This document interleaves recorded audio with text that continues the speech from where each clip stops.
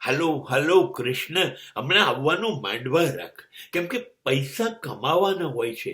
હવે હવે છે ને એવી રીતે નહીં મળે. હવે તો દાણ ચોરી કરવી પડે, કર ચોરી કરવી પડે, કેટલું બધું કરવું પડે. લોકોની જમીનો પચાવી પાડો, મકાનો પચાવી પાડો. એના કરતા હમણાં ખતરનાક બિઝનેસ શરૂ થયો, તારા વખતમાં ચાલ્યો હોત તો કેટલી બધી મજા આવી ગઈ હોત. તને ખબર છે, માણસોને ના ગમતા હોય ને એવા માણસોને મારી નાખવામાં એનો વ્યવસાય ચાલે છે.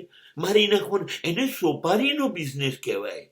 એ પૈસા લઈ લે, કરોડ 2 કરોડ લાખો, પણ ગમે તેટલા. અને તમે કહો એ માણસને ગોળીઓ મારી દે, તલવાર મારી દે, એને મારી નાખે, બસ એના પૈસા મળે.